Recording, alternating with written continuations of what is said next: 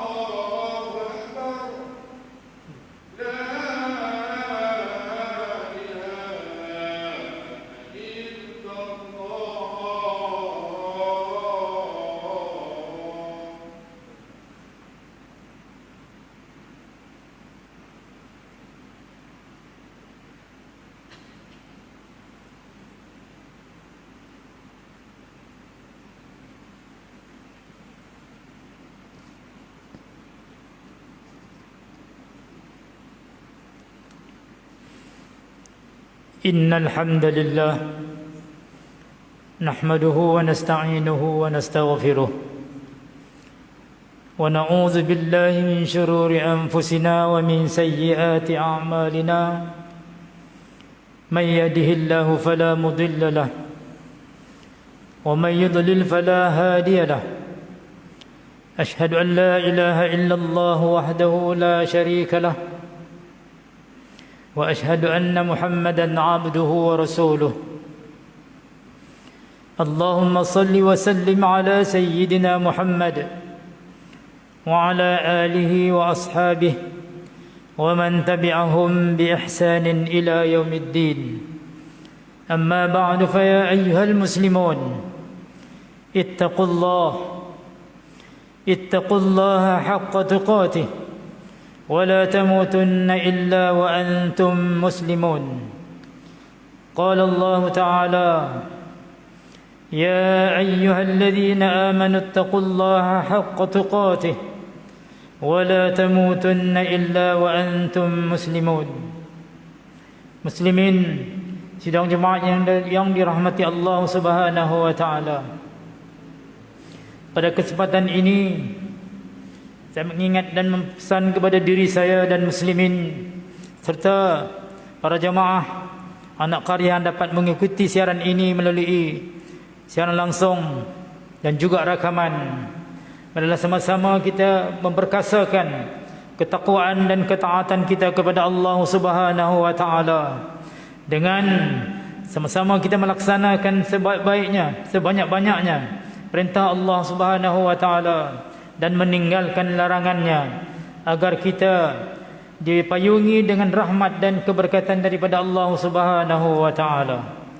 Muslimin sedang jemaah yang dirahmati Allah, mengambil analogi dan ibrah daripada suatu kisah seorang lelaki tua sewaktu PKP ini amat menyentuh perasaan. Seorang lelaki tua berusia 93 tahun pingsan dan dibawa ke hospital.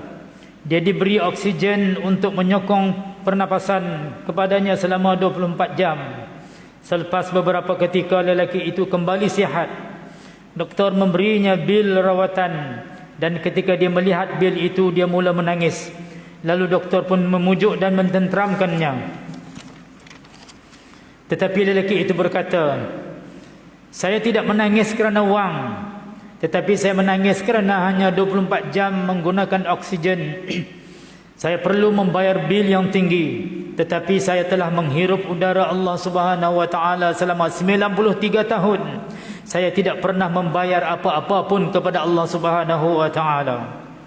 Meskipun kisah ini nampaknya biasa, namun pernahkah kita terfikir bahawa apa yang sedang berlaku ini adalah i'tibar untuk sama-sama kita renungkan bahawa Allah Subhanahu wa taala menyayangi hamba-Nya tidak sama dengan hamba-Nya sayangkan sesama hamba.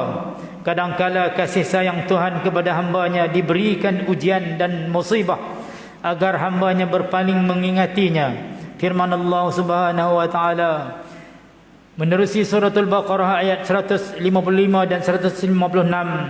A'udzu billahi minasyaitonir rajim. Wa lanabluwannakum bisyai'in minal khawfi wal ju' wa naqsim minal amwali wal anfusi was thamarat wa basyiris sabirin. الذين إذا أصابتهم مصيبة قالوا إنا لله وإنا إليه راجعون. Yang bermaksud, demi sesungguhnya kami akan menguji kamu dengan sedikit perasaan takut kepada musuh dan dengan merasai kelaparan dan dengan berlakunya kekurangan dari harta benda dan jiwa serta hasil tanaman.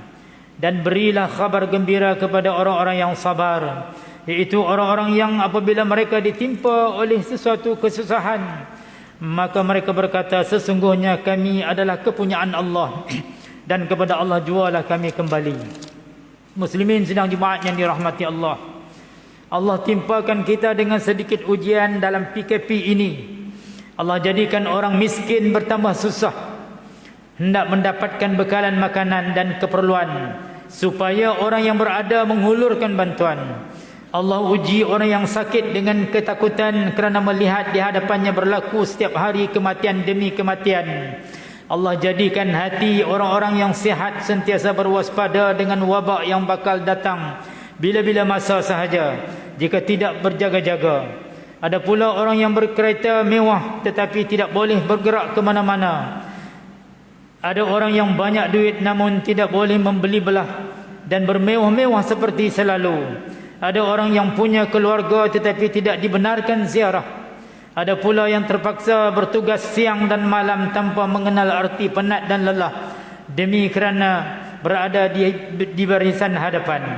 Allah menguji manusia dengan berbagai ujian mengikut tahap masing-masing. Orang yang berjaya dalam ujian ini, kalau di dunia ada yang didendangkan atau disebut-sebut, dan ramai yang tidak diingati ataupun tidak didendang dan disebut-sebut, namun yang berjaya adalah mereka yang beriman. Nabi SAW bersabda yang bermaksud, sungguh ajaib dalam urusan orang mukmin, sesungguhnya setiap urusannya baginya ada kebaikan, dan perkara ini tidak berlaku melainkan kepada orang mukmin, yakni orang-orang yang beriman. Sekiranya dia diberi dengan sesuatu yang menggembirakan, lalu dia bersyukur, maka kebaikan baginya. Dan sekiranya apabila dia ditimpa kesusahan, lalu dia bersabar, maka kebaikan baginya. Hadis riwayat Muslim. Muslimin sidang jemaat yang dirahmati Allah, Allah Subhanahu wa taala tidak menciptakan sesuatu itu tanpa sebab dan alasan, melainkan ada ibrah atau pengajaran yang besar di sebaliknya. Maka renunglah dan bukalah fikiran kita seluas-luasnya. Ketahuilah bahawa Allah Subhanahu wa taala masih sayangkan kita, masih sayangkan umat manusia, masih sayangkan orang-orang yang beriman. Mengakhiri khutbah ini, marilah sama-sama kita renungkan sepotong hadis baginda Nabi sallallahu alaihi wasallam yang bermaksud, bersegeralah kamu semua untuk beramal, kerana akan datang ujian-ujian ibarat keadaan malam yang gelap. Disebabkan ujian tersebut ada kalanya seseorang itu beriman pada waktu pagi tetapi menjadi kafir, kufur pada waktu petang, dan beriman pada waktu petang tetapi menjadi kafir, kufur pada waktu pagi esoknya. Lalu dia menjual agamanya dengan sesuatu daripada kepentingan dunia ini. Hadis riwayat Muslim. A'udzubillahi minasyaitonirrajim.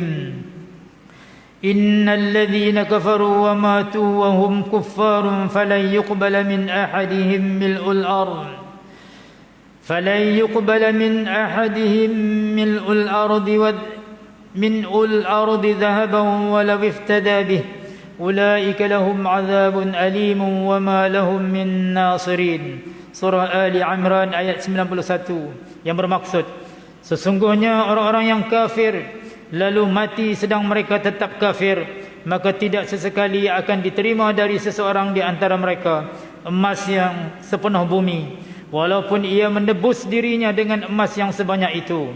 Maka mereka itu akan mendapat azab seksa yang tidak terperi sakitnya, dan mereka pula tidak akan beroleh seseorang penolong pun.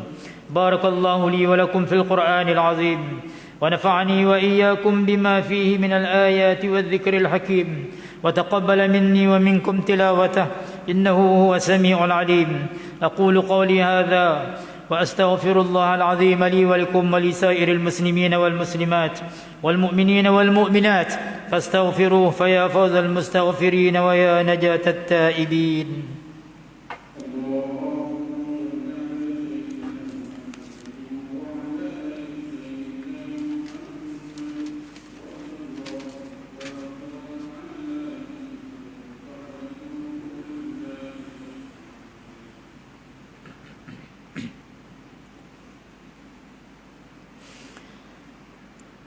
الحمد لله حمدا كثيرا كما أمر. أشهد أن لا إله إلا الله وحده لا شريك له، وأشهد أن سيدنا محمدا عبده ورسوله. اللهم صل وسلم على سيدنا محمد المنقذ من الضلالة والجهالة إلى نور الحق والإيمان والهدى، وعلى آله وأصحابه الذين هم قدوتنا ولهم الفضل على جميع الأمة إلى يوم القارعة. أما بعد، فيا عباد الله، فإني أوصيكم ونفسي بتقوى الله العلي العظيم، فاتقوه لعلكم تفلحون. اتقوا الله من سماع اللغو وفضول الخبر، وانتهوا عما نهاكم عنه وزجر. قال الله تعالى: أعوذ بالله من الشيطان الرجيم.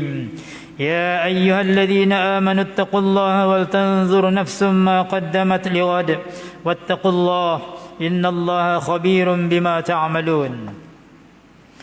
واعلموا أن الله أمركم بأمر عظيم، أمركم بالصلاة والسلام على نبيه الكريم، فقال الله: أعوذ بالله من الشيطان الرجيم. إن الله وملائكته يصلون على النبي يا أيها الذين آمنوا صلوا عليه وسلموا تسليما.